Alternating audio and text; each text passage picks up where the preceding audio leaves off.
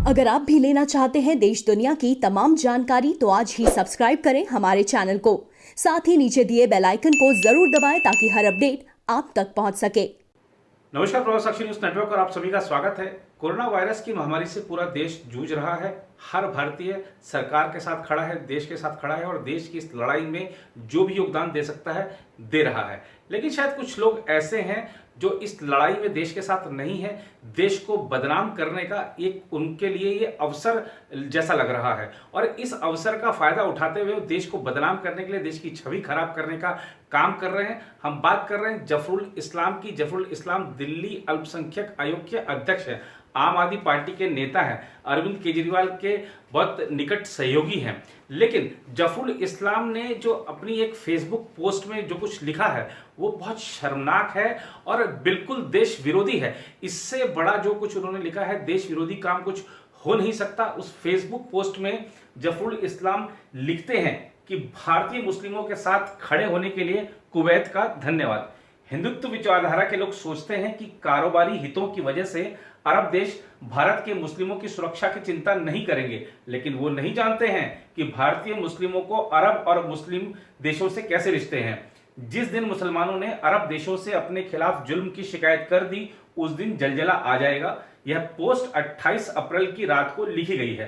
दरअसल कुवैत को धन्यवाद देने और दुनिया में देश की गलत छवि पेश करने के लिए जफरुल इस्लाम ने जिस पोस्ट को आधार के तौर पर चुना वो झूठा और फर्जी है।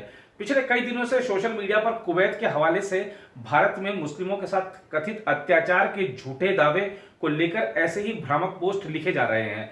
भारत की धार्मिक बदनामी की एक मुहिम चलाई जा रही है। एक ट्विटर हैंडल से लिखा गया कि कुवैत के मंत्री परिषद ने भारत में मुस्लिमों पर धार्मिक हमले की निंदा की है, लेकिन सच ये है कि कुवैत सरकार ने भारत को लेकर न तो कोई ऐसा ट्वीट किया है और न ही कोई बयान दिया है। 27 अप्रैल को ही विदेश मंत्रालय ने बयान जारी कर कहा, भारत के लिए फैलाए जा रहे भ्रामक पोस्ट से कुवैत सरकार का कोई लेना देना नहीं है। कुवैत सरकार ने भरोसा दिलाया है कि वो भारत के साथ प्रगाढ़ दोस्ती चाहते हैं। भारत के आंतरिक मामलों में दखल कर कुवैत किसी के साथ नहीं है। इतना ही नहीं, सोशल मीडिया पर इस बात की चर्चा भी आम थी कि कुवैत के शाही परिवार और सरकार के नाम पर झूठे पोस्ट किए जा रहे हैं, लेकिन जफरुल इस्लाम खान ने न तो उस ओर ध्यान दिया और न ही 27 अप्रैल को आए भारतीय विदेश मंत्रालय के बयान को देखा।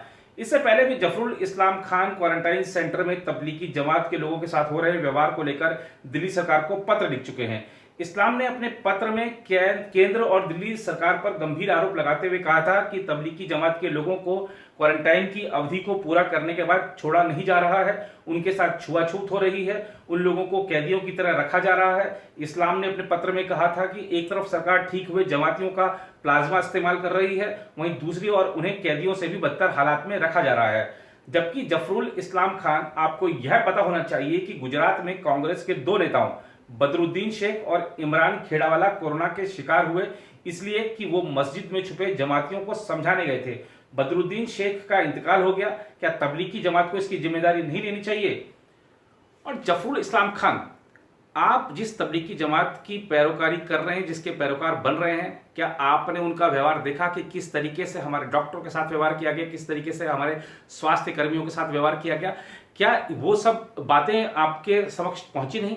आपने भारत को बदनाम करने की, भारत की छवि को खराब करने का जो बीड़ा उठाया है उसमें आपको सफलता नहीं मिलेगी, क्योंकि पूरी दुनिया के देश इस समय देख रहे हैं कि भारत संकट के समय में भारतीयों की बिना किसी भेदभाव के साथ, बिना जाति, बिना धर्म देखे सबकी सहायता कर रहा है, सबकी मदद कर रहा है और सबके स्वास्थ्य की चिंता कर रहा है, सबकी सुरक्षा की चिंता कर रहा है। यही नहीं, भारतीयों ही नहीं, हम तो पूरे विश्व की चिंता कर रहे हैं। विश्व में जहां जहां जिस प्रकार के सहयोग की जरूरत पड़ रही है उसको भी तत्काल पूरा कर रहे हैं।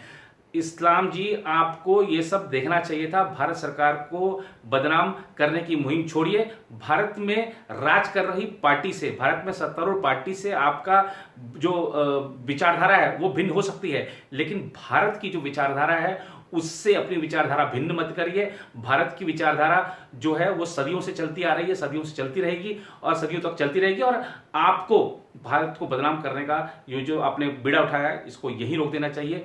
भारत की छवि खराब ना करें। दुनिया के हर देश भारत की छवि को जानता है, भारत के साथ दोस्ती बढ़ाना चाहता है।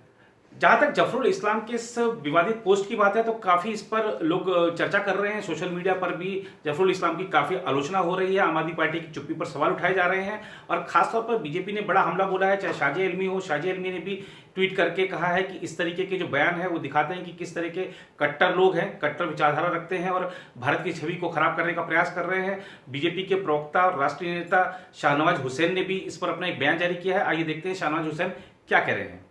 देखिए, आजकल कुछ लोगों ने ये ठेका ले रखा है कि उन्होंने भारत को बदनामी करना है। जिस तरह से आम आदमी पार्टी के नेता और दिल्ली अल्पसंख्यक आयोग के दिल्ली के चेयरमैन जफरुल इस्लाम खान ने जिस तरह की बातें बोली हैं, इसकी मैं घोर निंदा करता हूं। इस तरह की बातें नहीं बोलनी चाहिए। किसी भी कंट्री को भारत के अंदरूनी मामले में दखल देने का अधिकार नहीं है, चाहे वो अरब कंट्री ही क्यों ना हो, क्योंकि इंडोनेशिया के बाद सबसे बड़ी मुस्लिम आबादी भारत में रहती है और भारत में मुसलमानों के लिए भारत से अच्छा देश और मोदी जी से अच्छा नेता नहीं मिल सकता, जो 130 करोड़ लोगों को इकट्ठे रख रहे हैं, एक निगाह से देख रहे हैं। लेकिन किस तरह से भारत को बदनाम किया जाता है। एक आध छोटी घटना को लेकर किसी मुल्क को दखल देने का कोई अधिकार नहीं है। और जिस तरह आम आदमी पार्टी के नेता ने इस तरह की जबान बोली है और जिस तरह का बात लिखी है, इसकी घोर निंदा होनी चाहिए और उनके खिलाफ कार्रवाई होनी चाहिए। किसी को भी भारत को बदनाम करने का अधिकार नहीं दिया जाना चाहिए। और ऐसा करके दिल्ली माइनॉरिटी कमीशन के चेयरमैन जफरुल इस्लाम खान ने बहुत बड़ा अपराध किया है।